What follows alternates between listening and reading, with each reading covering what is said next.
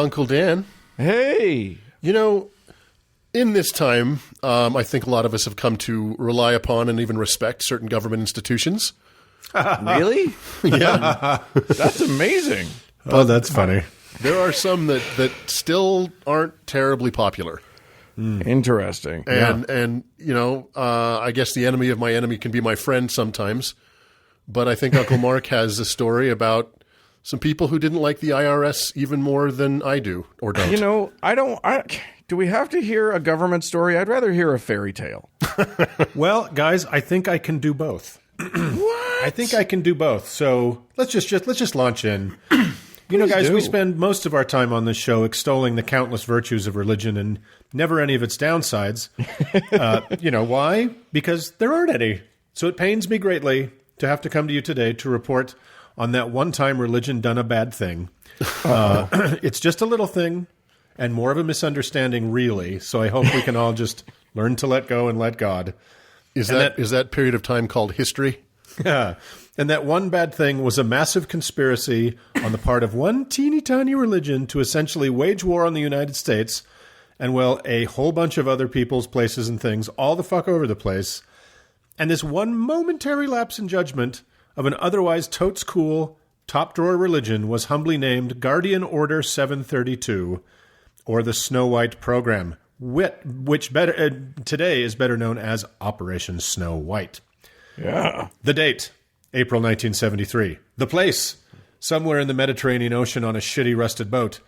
The source, the very weird, deeply paranoid brain of Lafayette Ronald Hubbard, Esquire, Admiral of the Ocean Sea, and self-anointed Commodore of his own high-waisted pantaloons. The religion, Scientology Incorporated. You see, guys, the below-average naval veteran turned prolific science fiction writer turned portal to the greatest truths ever to be revealed to mankind. Little aside, those are too epic to go into here, but they're a doozy. You can check out episode number 70 about Xenu. Treat yourself. Anyway, he found himself by 1973, Hubbard, not Xenu, to be a bit of an international pariah. Like many preening cult leaders with pretend Navy medals, he did not fancy paying taxes. As his little self-help space religion had branched into many countries, he found himself loath to pay taxes in most of them. Note that though it unfortunately would, Scientology did not yet have tax-exempt status at the time, certainly not in the U.S. It had actually been revoked years earlier, and that's another story. So anyway, he was also accused of various frauds and was being sued by governments and former members all over the place for general cultish hooliganism and schemes. So he decided to do what any brave, all-knowing wise man faced with such a defining fight would do. He hightailed it to his Panamanian-registered third-hand troop transport ship and ran. Yeah. So he found himself puttering around the Atlantic and the Mediterranean looking for friendly ports to resupply and maybe find a new home. And he was out there for years.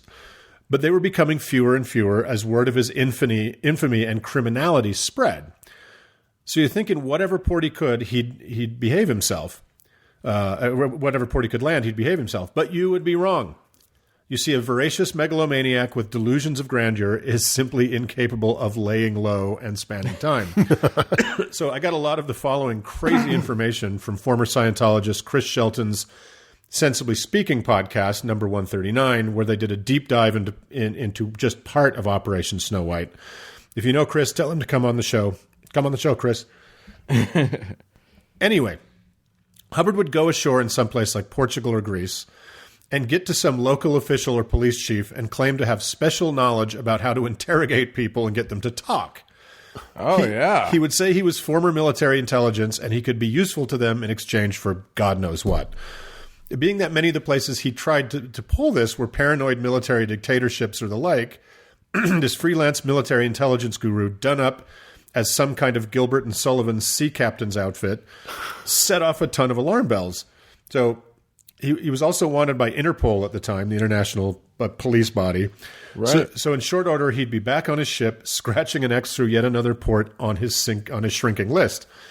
And it's really important to note, he tried on more than one occasion, though he never came remotely close, to taking over an entire country or part of one, to make a fully autonomous Scientology homeland, as he did with Rhodesia and the Greek island of Corfu. Oh my God, that's amazing. So I love this guy. Would Can you I just let say, I really like this guy. Think big.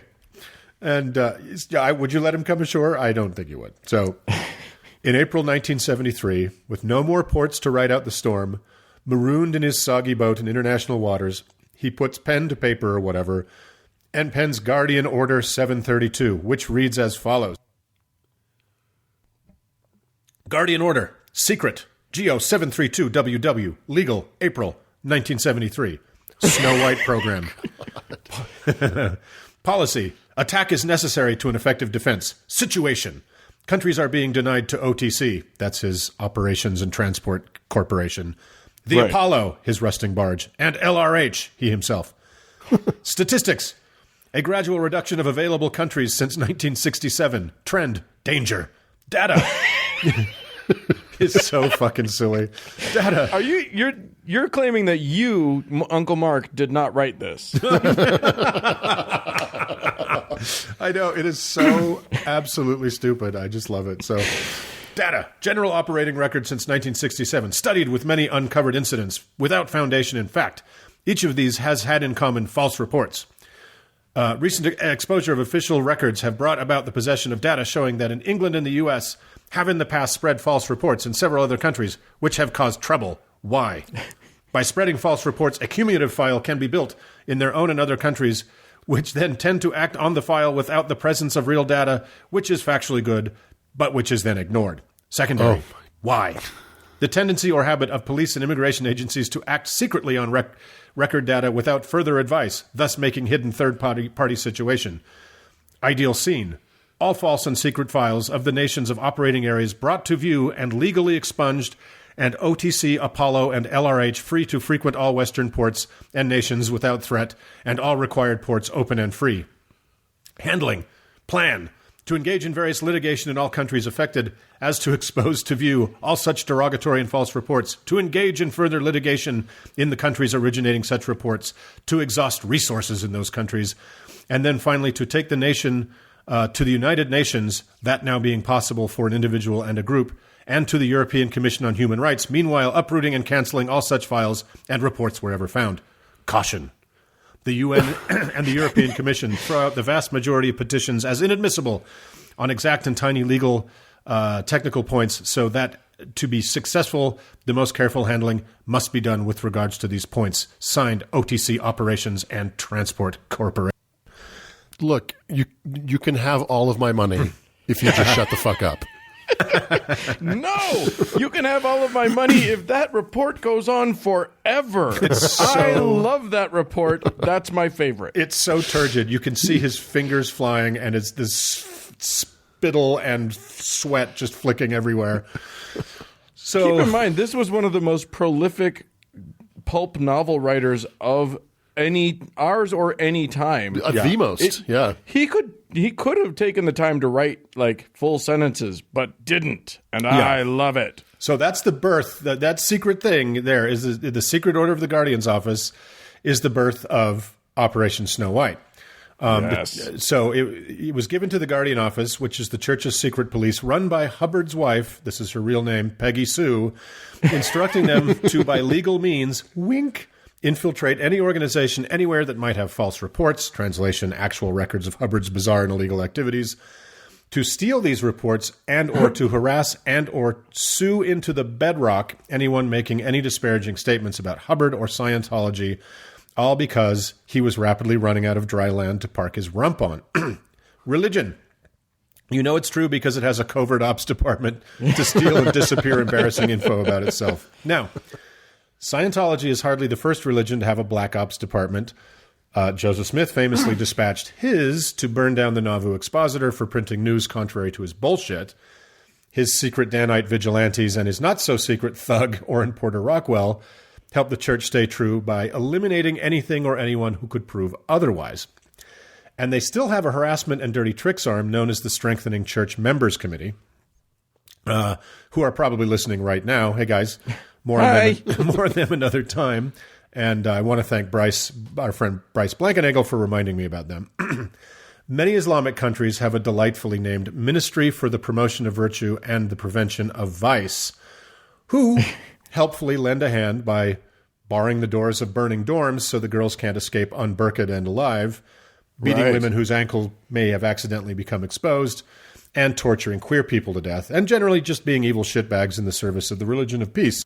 And of course, the Catholics not only have the diabolical albino assassin Silas to help the truth stay true, but also something now called the Sacred Congregation for the Doctrine of the Faith, recently overseen by Pope Palpatine of Ratzinger before his elevation to Pope and then to Pope Emeritus, but known simply to people on fire throughout the ages as the Inquisition.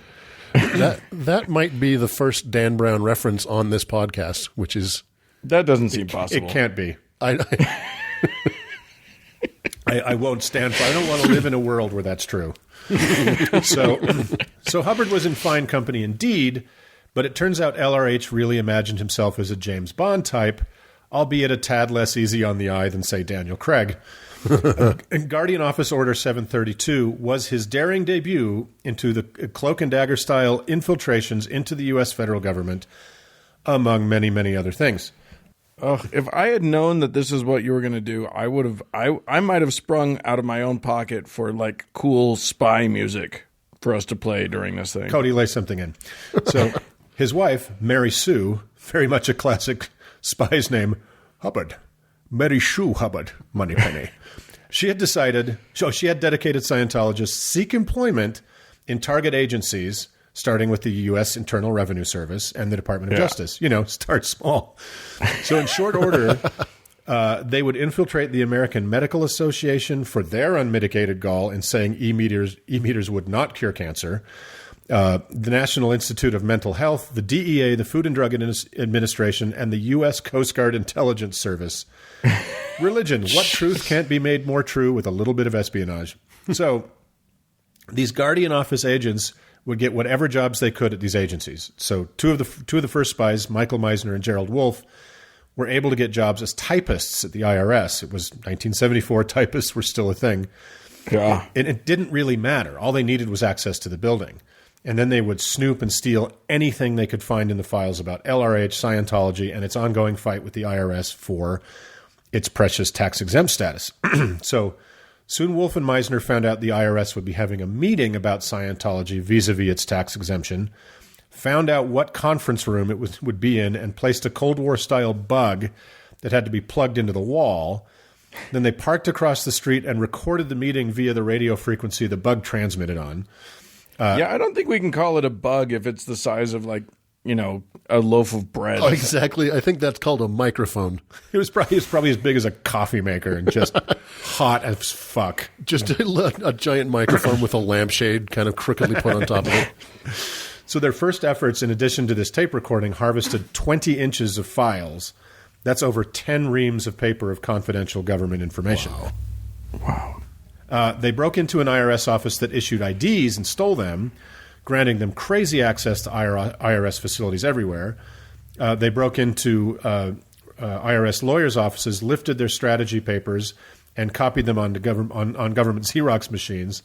They stole files on other religions, including the Moonies and Bob Jones University, not only to ever so slightly cover their tracks, but to leak them to the press under the fictional guise of a disgruntled IRS employee being mad about how religions were being treated, right? Oh. So they also stole IRS stationery so they could falsify documents, et cetera, et cetera. And because they had so successfully found the cracks and weaknesses in the systems and successfully exploited them, the Guardian Office and its spies rapidly expanded their operations against Hubbard's many perceived enemies. Part of the Snow White program was the brutal harassment of an author who was the first to expose the sham of Scientology and Hubbard, Paulette Cooper. Operations Freakout, Daniel, and Dynamite were designed to discredit and destroy Cooper. It was insane in concept. They decided to try to make this serious author and journalist into a terrorist in the public eye. They stole stationery from her that had her fingerprints on it and mailed fake bomb threats to themselves Oh, wow. God. resulting in her being arraigned as a domestic terrorist. Just this tiny little lady. Way. They imported and sold her book themselves in countries with libel laws more favorable to their cause and sued her in each one of them. They spread rumors that she had venereal diseases, et cetera, et cetera, et cetera. And the poor woman fought back what was on the edge of financial and mental ruin. So they were about to step it up, but luckily their secret plan was intercepted by the FBI and stopped. Wow. They planned to use more of the same stationery to send bomb threats to Arab embassies in D.C. Oh, yeah, because that's who you want mad at you. Well, she's Jewish, and they're like, oh, who would she hate? Arabs. Okay, great. Okay, fair enough. A female Scientologist was to impersonate her voice and phone bomb threats to other Arab embassies. Another Scientologist was to impersonate her at a laundromat, making death threats to President Gerald Ford and Henry Kissinger. You know, stuff people who are secure about the truth of their claims do to their critics. Right. So by the end of this madness, Scientology had targeted and was infiltrating so much more than the IRS and the Justice Department and this poor woman. Sub-Operation Apple was to steal documents from the Paris police and French immigration service. Project Dig was to harass and sue for genocide any Australian psychiatrists, members of parliament, judges, or reporters who had ever criticized Scientology. Jesus Christ. Project Lace was to steal any files the Spanish Maritime Agency, Customs, and Police might have. Project Shoes was designed to drag Sweden, the country, before the UN Court of Human Rights for the charge of genocide. Project Comb would harass the country of Morocco for its poor view of Hubbard's horrid rust bucket of a ship, the Apollo. Project Shoes was the same infiltration and harassment targeted at Algeria. There was another one aimed at the Tunisian authorities. Project Witch modestly targeted the British Aliens Office, the Immigration Service, UK Interpol, the Royal Navy, and the National Institute of Health and the Social Security Department. Oh, my God. Project Stepmother larded on pretty much every other British institution for infiltration and harassment, including the Home Office, the Foreign Office, the Admiralty, and several newspapers and individual politicians. We don't have time to similarly summarize the machinations of projects Bucket, Tunnel, Mirror, Sneezy, Cole, Doc, or Hunter, Happy, Grumpy, Glass, Dance, or any of the other insane capers these fanatical cultist spies got up to. Good God. It's bananas. By the end of the 5-year run of this, it was just 5 years. By the end of this 5-year run of this mad black ops project, Scientology had targeted nearly 150 governments, agencies, international organizations, and individuals in 30 countries in an insane effort to edit history in real time in service of their dear leader, his imagined reputation that he thought he had, and his mountains of money. Rings somewhat familiar today for some reason. I can't put my finger on it. But anyway, at the height of the operation, the Guardian office had 5,000 operatives across the world stealing files and going through critics' garbage cans and mailboxes. Today, the CIA has around 20,000 employees, the majority of which are not actual field operatives. Right. In the mid-'70s, 5,000 active spies would have made Scientology's Guardian office one of the biggest spy agencies in the world. And this was during the Cold War. Just here in the U.S., the Snow White operation, executed by a statistically non-existent, Hollywood-based, celebrity-obsessed cult invented by a C-plus science fiction pulp author on the lam in a leaky barge in international waters, was the largest single counterintelligence operation ever executed against the United States. Oh, my God. How about that? So nuts. But all good things must come to some sort of end, I suppose. The original spooks, Wolf and Meisner, got a little careless and got caught. What followed was the largest single FBI raid in history on Scientology headquarters in several cities. Long story short, the whole thing got exposed. Hubbard, Mary Sue Hubbard, and 10 other cult spies got absurdly short 5-year sentences, given that espionage was a capital offense. Yeah, that's treason. That's treason. Let me ask you a quick question. I don't assume any of them were black. I don't have any information on that, but that seems like a good theory to operate Seems on. to track with their sentencing. Feels safe. Feels like a safe. It feels good. It feels right. So LRH himself, already an international pariah, was named as an unindicted co-conspirator. and ditching both his boat and his wife, went into hiding in a shitty trailer in the California desert for the rest of his life. So all's well that ends well, right, guys? Oh my God. Yeah, but no. While Hubbard lived out his final days in his trailer, glumly watching Scarecrow and Mrs. King reruns on his 12-inch black and white Zenith, Oh my God. and losing what was left of his mind, his successor, the wee little prince of planet Tegiak, David Miscavige, turned the covert ops into overt ops and executed rivers of lawsuits against the IRS and the U.S. government in pursuit of the tax exemption that Operation Snow White was partially designed to deliver. Right. In 1993, harassed, outspent, and exhausted by the little cult that could, the IRS said fuck it and gave Scientology the thing they most desired, tax exemption. So, Yep. I remember you've seen the video of that when Miscavige war announces is that over. we won, Yeah. won. Yeah. So who doesn't love an underdog story, guys? Huh? Oh, The little guy won. To who? To who? Hosanna. To God and the Lamb.